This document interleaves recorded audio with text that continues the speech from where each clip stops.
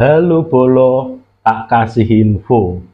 Muhyiddin ini selain menghina Kiai Haji Imaduddin, juga menghina Wali Songo dan keturunannya. Ngaku-ngaku keturunan Wali Songo, padahal kelakuannya kayak gatel. Nggak usah panjang-panjang, nggak usah lebar-lebar, nanti malah kemana-mana. Langsung aja kita putar videonya. Wali Songo menyatukan perbedaan. Wali Songo rahmatan lil alamin. Mendakwahkan tanpa ada kerusuhan, tanpa ada polemik, tanpa ada peperangan. Hari ini terjadi apa? Mereka mengatasnamakan Wali Songo. Mereka mengatasnamakan NKRI. Mereka mengatasnamakan keturunan Wali Songo. Bahkan mereka mengatasnamakan Nusantara. Tapi kelakuannya Jokowi gatal. Menghancurkan marwah Wali Songo itu sendiri. Kalau saya tidak percaya kepada Ba'lawi karena ajarannya sudah sesat. Marrobuka siapa Tuhanmu Habibi bin Abdullah. Wan nabiuka siapa nabimu Habibi bin Abdullah. Maka kita buka. Apa kitabmu? Habibi bin Abdullah. Sudah sesat. Ya, sudah sesat. Ngaku cucu Nabi. Ya. Ngaku cucu Nabi. Tapi ajaran Nabi disesatkan, merendahkan ajaran Nabi. Ajaran Nabi, Marrobuka siapa Tuhanmu? Allah. Wan nabiuka siapa nabimu? Muhammad. Maka kita buka, apa kitabmu? Ya Al-Quran. Ajaran Nabi disesatkan. Kedua, kalau aku tidak malu kepada Allah, aku padamkan api neraka jahanam. Apinya neraka jahanam mau dipadamkan oleh Ba'lawi. Logika nggak sampean? Hah? Ba'lawi ini siapa? Hah? Belum tentu mereka ini orang alim, orang berilmu. Jangankan cucu Nabi, orang berilmu saja belum tentu. Orang bertakwa kepada Allah saja belum tentu. Jangankan ke Nabi, jauh. Siapa Ba'lawi kok nggak bisa memadamkan api neraka? Sedangkan Rasul utusan, para Nabi, para Rasul, para malaikat utusan tidak bisa memadamkan api neraka. Logika saudara umat muslim, ya. Dari Bangkalan, dari Sampang, dari Sumeneb, dari Mekasen, ya. Logika. Barang siapa yang bisa memadamkan api neraka itu menantang kekuatan Allah. Mereka manusia diciptakan yang menciptakan Allah. Bagaimana konsepnya? Mereka melawan kekuatan Allah. Nabi tidak berani melawan kekuatan Allah. Utusan itu malaikat. Tidak ada yang berani melawan Allah. Yang berani melawan Allah yaitu jin, iblis, setan. Makanya jin dan iblis dan setan, dia itu musuh-musuhnya orang-orang mukmin. Ya, udah jelas ya. Barang siapa yang melawan kekuatan Allah, kata Nabi, bukan umatku. Memadamkan api neraka itu loh. Sangat-sangat mirip sekali ya.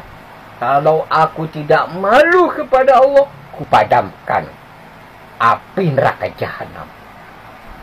Dan lagi bisa meliburkan siksaan api neraka. Naudzubillahi min dzalik. Siapa Ba'lawi ini?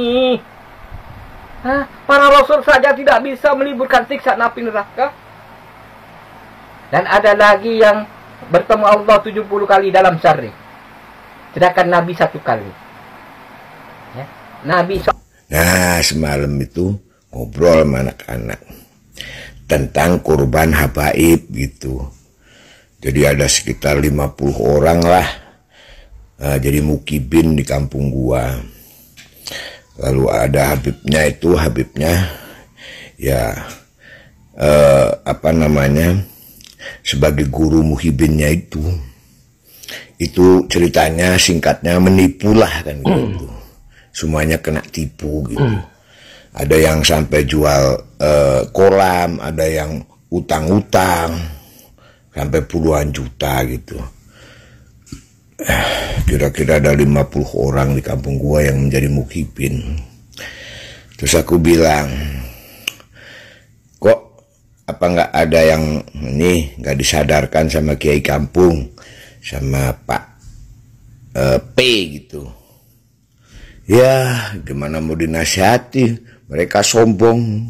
Bukan Habibnya yang sombong, Mukibinnya juga sombong. Mereka bilang level saya tuh lebih daripada level Kiai.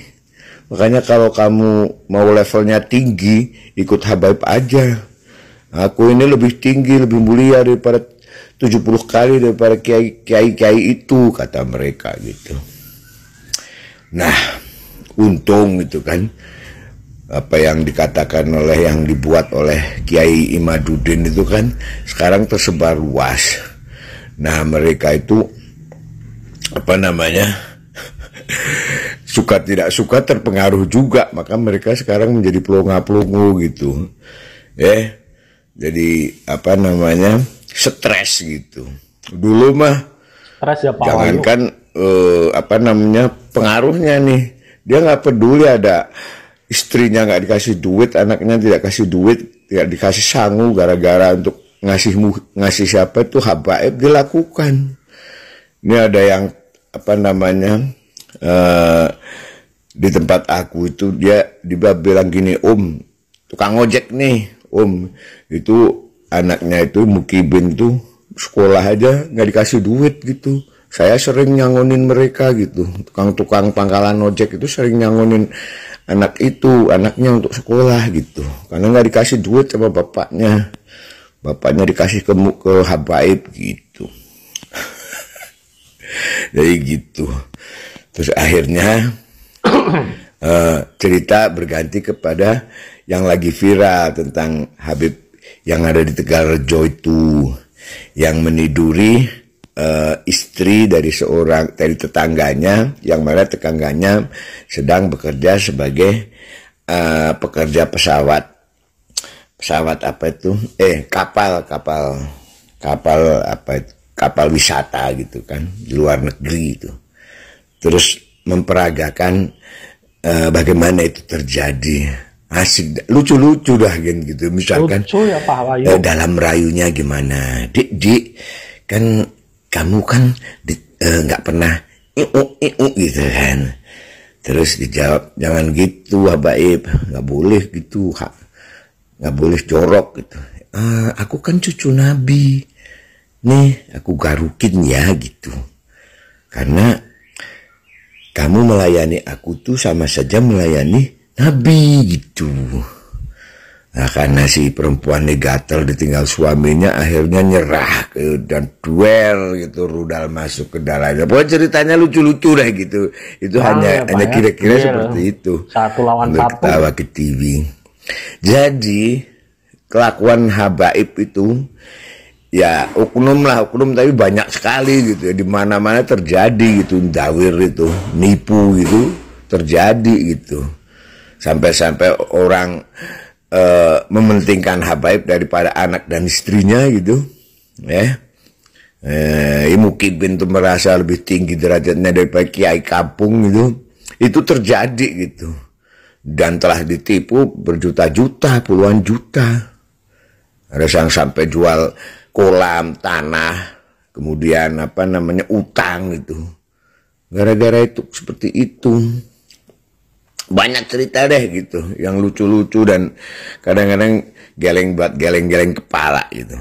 Oleh karena itu Kiai Haji Imaduddin itu patut diberi gelar pahlawan gitu, karena menyadarkan banyak orang gitu. Nah sekarang itu kan yang mukibin di kampung gua kan sekarang nggak banyak tingkah gitu, karena dia sudah merasa ditipu, udah hartanya habis gitu kan. Dan sekarang ternyata yang dia ikuti telah bukan cucu Nabi Muhammad. Mereka sekarang ada yang stres. Mereka cenderung pada pendiam. Pantesan ketika gue ketemu dia gitu, kok ini orang kok kayak gini ya, pelunga-pelungu gitu. Ternyata korban daripada habaib. Jadi harusnya itu PBNU tuh menertibkan mereka gitu, karena korbannya banyak. PBNU tuh hanya ngumpul-ngumpul di meja makan gitu kan, naik mobil dan apa, dia nggak ngerti apa yang terjadi di daerah gitu. Coba terjadi di lapangan gitu. Coba ke lapangan gitu, malam-malam kayak gua gitu ya, nongkrong sama anak-anak gitu kan. Karena gua udah tua kan, mereka manggil gua Om. Kemudian tahu apa yang terjadi. Makanya gue benci banget gitu karena itu gitu loh. Itu jadi Kiai Imaduddin itu pahalanya luar biasa, telah menyadarkan banyak orang. Jadi begitu saudara-saudara, korban habaib, hati-hati ya, oknum hati-hati. Tapi oknum tapi kok banyak. Aduh, naudzubillah min dalik nih. Aduh, jangan sampai deh sekarang. Jadi mudah-mudahan tidak terjadi lagi. Mereka sadar gitu. Ya, tapi sekarang mereka susah mendawir sih. Hebat Kiai Imaduddin. Terima kasih Kiai.